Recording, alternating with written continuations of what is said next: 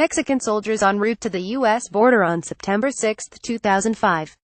The convoy was carrying water treatment plants, mobile kitchens and supplies for the victims of Hurricane Katrina. Melanie Orochio Vasquez apt the devastation wrought by Hurricane Harvey is already apparent, even though forecasters say the storm may be only half done, dumping rainfall totals measured in feet over the Texas and Louisiana coasts. In possibly the most starkly worded National Weather Service announcement imaginable, the agency said Sunday that this event is unprecedented and beyond anything experienced. For many Americans, Harvey is bringing back memories of Hurricane Katrina in 2005. Nearly 2,000 people died in the aftermath of that storm. The U.S. government and federal emergency management agencies' response to Katrina was widely criticized, but Americans came together to offer housing, clothing, meals and monetary help to the affected. President George W. Bush even accepted a huge offer of aid from Mexico. The aid Mexico sent was no small thing, it was an extraordinary gesture, and it may have saved many lives.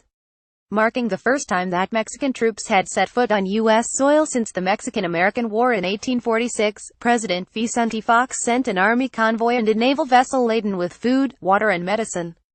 By the end of their 3-week operation in Louisiana and Mississippi, the Mexicans had served 170,000 meals, helped distribute more than 184,000 tons of supplies, and conducted more than 500 medical consultations.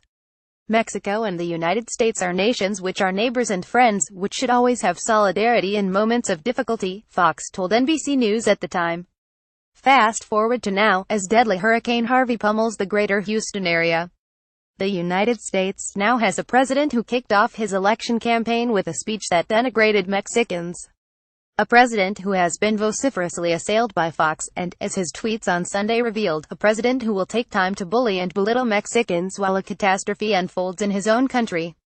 Here's our Trump's tweets from Sunday morning, as Texas woke up to calamity. The way things are looking with Harvey, Texans are going to be reeling for a long time. FEMA's director said Harvey could be the worst storm in Texas history. With the long border and historic ties between Texas and Mexico, one might expect a similar offer of aid from Mexico this time around. But would Trump ever accept Mexican aid? Would Mexico even want to offer it? The Mexican government has not directly addressed the situation in Texas. With the storm underway, U.S. allies around the world may be waiting for the full extent of the disaster to be known before offering help. The Mexican embassy in Washington was unable to comment for this report. With Trump portraying Mexicans as criminals and their government as cheating Americans through the North American Free Trade Agreement, or NAFTA, a trade deal many in both countries support, it is hard to imagine that we'd see a replay of Mexico's post-Katrina compassion. But if Harvey ultimately displaces tens or hundreds of thousands of people, FEMA may need help.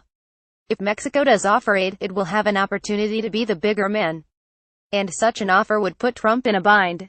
Should he accept the generosity, which, to some of his supporters, might ring of hypocrisy and weakness, or should he deny it, while Texans cope with the nightmare? Read more. When Mexicans crossed our border to feed Americans in need. What you need to know about NAFTA is it goes through a quarter-life crisis. Harvey causes deadly floods, is set to drop unprecedented rain totals in Texas.